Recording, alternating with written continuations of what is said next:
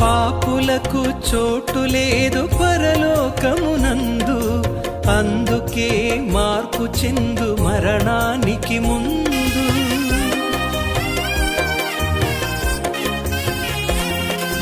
పాపులకు చోటు లేదు పరలోకమునందు, అందుకే మార్పు చెందు మరణానికి ముందు.